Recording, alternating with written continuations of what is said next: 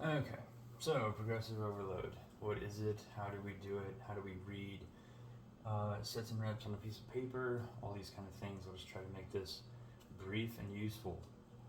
Progressive overload is basically just how you go about getting stronger. So, and you do that by increasing the time of retention. So, for the workout, let's say you're doing a movement, you're squatting, and if you're doing squats and you accumulate, let's just say for an easy math, you accumulate 100 seconds total time of retention. The next time you work out, the goal could be to accumulate 105 seconds or 110 seconds.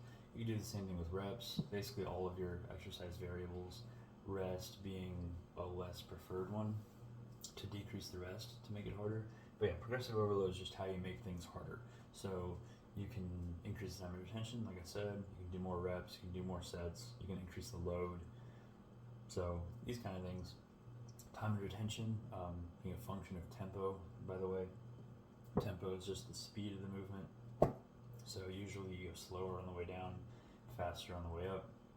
These kind of things. You can play with all of this to try to figure out what works for you to make things harder. But what I tend to think of, just to make things really simple and try to encapsulate all this, progressive overload, the priority for things to progress, in my opinion, in my experience, has been first the sets, then the reps, and then the load. So typically, I guess the first thing to go to would be the load. Like, oh, I'm just gonna get stronger by lifting more and more weight. That makes sense. That's pretty intuitive and that's fair. But you can't just lift more and more weight forever. If you're new to lifting, the quote unquote newbie gains or whatever, like you can probably just keep lifting more weight for a while, but eventually it's going to slow down and you're not going to be able to lift more weight every time. So I would always just say prioritize the sets. So generally, what I do, this is an example of how I would write sets and reps for a workout. So 5 to 8 being the sets. I think Poliquin wrote it the other way around, Charles Poliquin, but like reps times sets. In my case, and in most cases, I think what you're going to see is sets times reps. So set is how many times you get under the bar to do several repetitions. A repetition would just be like a full movement from start to finish, squatting, from squat to standing. So repetitions of that, and then a set would be like a group of repetitions. So you unrack the bar, you do 5 reps, and you put it back. That's a set. So in this case, in most cases, like I said, you're going to see 5 to 8 sets times 3 to 5 reps. And that's the way that I like to write things. I use a range. So usually a lot of people might write something like this. So just 5 sets of 5. The problem that I ran into personally and mentally, the game is harder to win for me that way, because if I know in my head for the session, like I have to do 5 sets of 5, if I don't have all 25 of those reps in me for the day, it kind of feels like I failed, feels like I lost, and that's not a win. So I try to gamify training in a way that I can get more wins out of the session and out of every session. So anyway, 5 sets of 5 is kind of hard to hit every single time, plus it's boring in my opinion. But if you give yourself a rep range, let's say 5 sets of 8 to 3 to 5 reps, that works better for me, because if you don't quite manage 8 sets, but you can manage 7, then you still did the work, you still showed up, you should still be happy with that, and you're probably still going to be able to make progress, even if the number on the paper isn't what you conceptualized as, correct to make progress, if that makes sense. So anyway, priority is increasing the number of sets. So if you can do 3 reps, the goal would be to accumulate sets of 3, and then once 3 is fairly easy enough, you accumulate sets until you think you could do 4 basically, then you can start doing sets of 4, so you're increasing the reps, and then you go from 4, maybe you start doing sets of 5 or even 6 or so, and then it's the weight just kind of gets, so it's not as challenging anymore. You need to increase the load at that point. So this is a logical kind of progression that I think makes sense. And what this diagram is here, I wrote in a box. This is kind of the order that a movement would be progressed. So if you just unlocked a movement, like let's say muscle ups or back squatting with your body weight on the bar or something, you would want to accumulate 15 to 20 singles. I know you can do like 20 singles in 20 minutes if you use like a dense method or an every minute on the minute kind of thing. You set a clock. When the clock hits 1 minute, stopwatch, it hits a minute. So then every minute you just do however many reps, and then you just go for as long as you can. That can work well, but if it's something more challenging like a handstand push-up or it's pretty heavy for you, just take longer rests as long as you need. And accumulate 15 to 20 singles. You could do 10 singles and probably be fine, but if you can do 15 to 20 singles of something, you can probably do doubles. So then the next milestone would be 10 sets of 2, and then 8 sets of 3, 6 sets of 4, and 5 sets of 5, at which point usually people will say that you mastered the movement or whatever that means.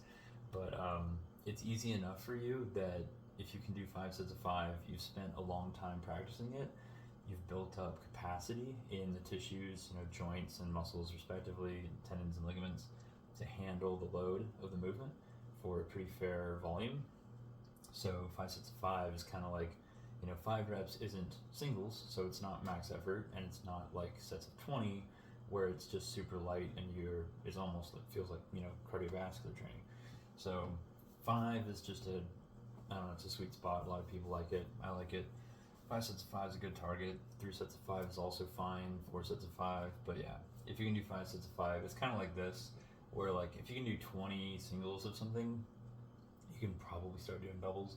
If you can do 5 sets of 5, back squatting your body weight, you can probably add 5 pounds.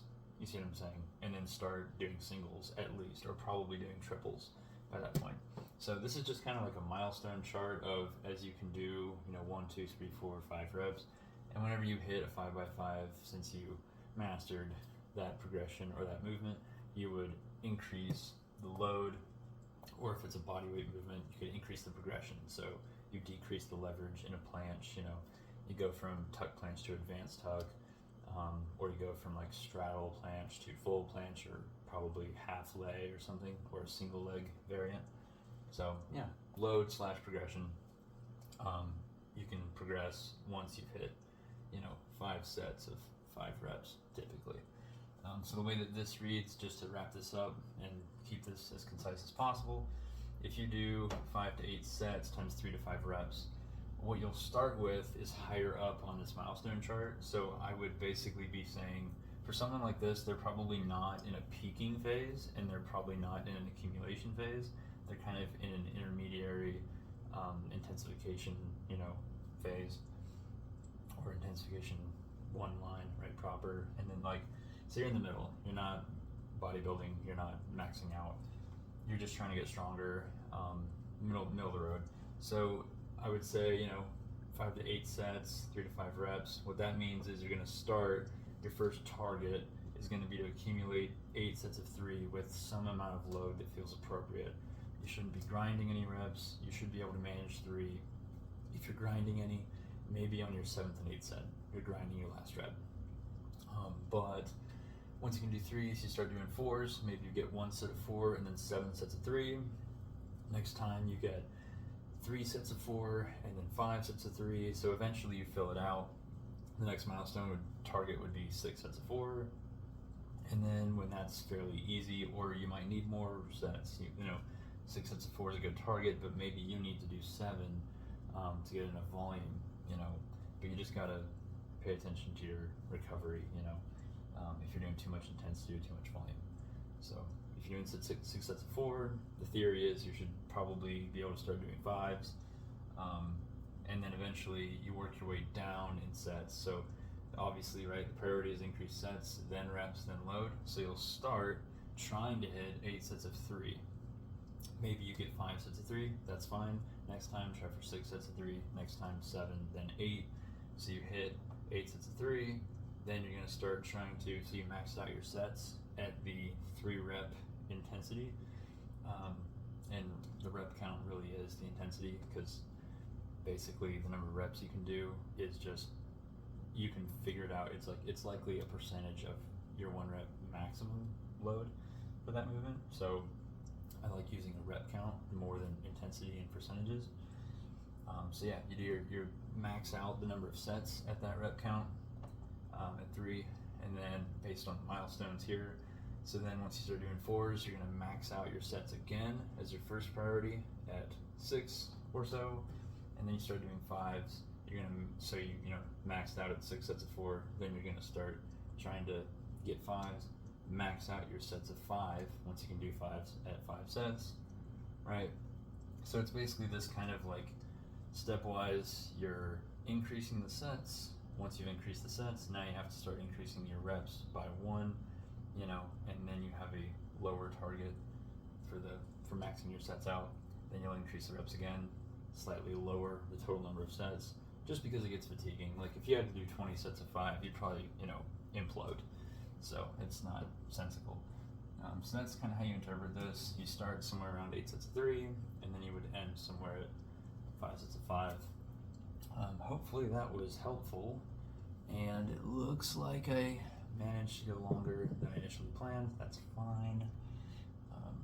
Just take your time, you know, work through this at your leisure. But if you have any questions, let me know. This is just what I found to work really well for me. You can, you know, there's a lot of ways to do this, just as a kind of last, you know, disclaimer or whatever. You could have a phase where you're doing like sets of 8 for 4 to 6 sessions, usually how long a phase is. And then you could be doing, so like a set of 8 to 10 for, you know, 4 to 6 sessions, then or a month, whatever. And then you're doing like 3 to 5 for a phase, and then 1 to 3, whatever the case is. The goal is to just, you know, change a little bit, change like one thing at a time, keep making progress, log your performance, and just be diligent, be consistent. So hope that helped. If you have any